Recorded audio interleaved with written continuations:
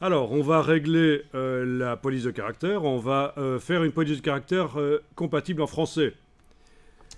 Eh bien, pour vérifier qu'elle est compatible en français, on va mettre un texte avec des accents dans le bloc.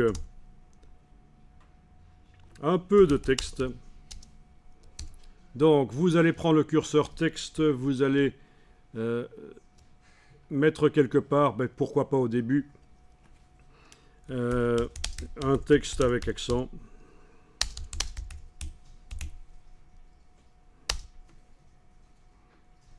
Bon, voilà, il y a des accents, n'importe quoi. Hein. Et alors, on va choisir la police de caractère.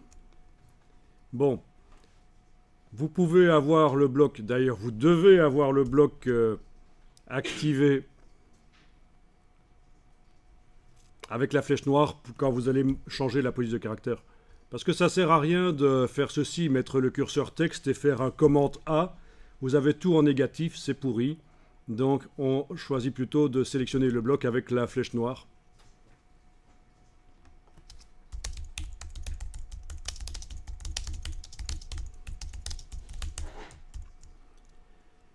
Puis donc palette caractère. Dans le menu texte caractère. Je précise, menu texte caractère.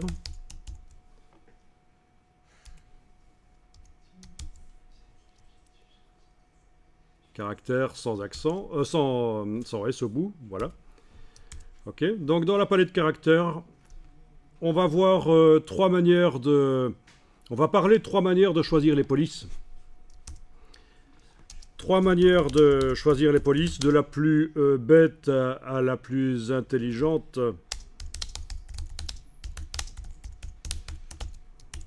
Donc la plus bête consiste à cliquer dans ici le champ police et puis jouer avec les flèches haut et bas sur le clavier pour choisir la police.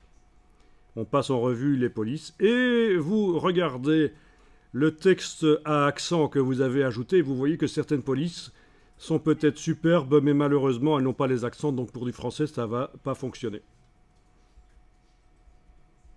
D'accord, ça c'est une manière de choisir la police, en sachant qu'il y en a certaines qui vont un peu foirer. Alors les polices de caractère, on ne les choisit pas au hasard. C'est culturel et il faut qu'elles soient adaptées à du long texte. Donc on ne choisit pas les polices au hasard, c'est culturel. Donc en fonction du sujet, je choisis une police ou l'autre parce que voilà, c'est historique. Et aussi, il y a des polices qui sont prévues que pour des titres, pas pour du long texte.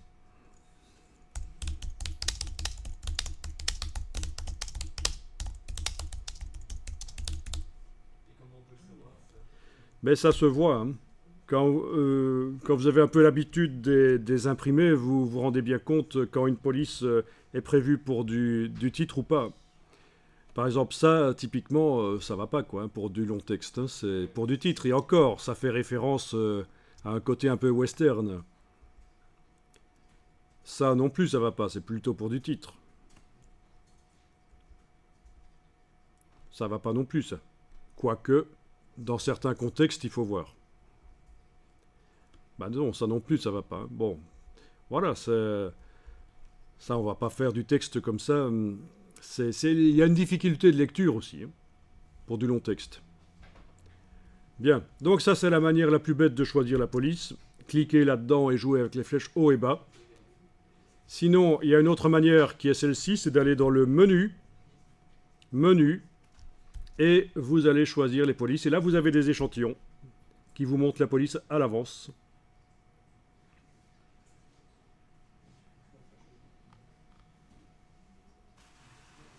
Les polices avec un petit O sont les meilleures, c'est les Open Type. Les TT, c'est les polices un peu bas de gamme, mais elles peuvent fonctionner tout à fait bien. Ok, ça marche. Donc, voyagez dans le menu. Si vous enfoncez la touche Alt, et vous la lâchez de temps en temps, la police sur laquelle vous êtes ça remet à jour dans le texte en fait. Hein. D'accord? Donc pendant que vous êtes dans le menu, vous enfoncez la touche Alt et vous la lâchez et ça va mettre à jour le texte derrière. Vous voyez ce que ça donne avec la police sur laquelle le curseur se trouve. Bon. La troisième manière de choisir une police, la plus intelligente des manières, c'est d'imprimer sur feuille de papier, et ça peut prendre des centaines de pages, mais imprimer toutes les polices de caractère que vous avez dans votre ordinateur à votre disposition et les imprimer à différentes dimensions. Et sur le Mac, ça se fait avec un logiciel qui est livré dans le Mac et qui s'appelle le livre des polices. Sinon, vous pouvez installer sur PC des gestionnaires de police et je pense même que Windows doit le faire d'origine aussi. Vous confirmez? Vous avez vu ça dans Windows? Possibilité d'imprimer toutes les polices, oui. Ça s'appelle comment le logiciel sur Windows? Fontbook, un truc comme ça peut-être? Bon.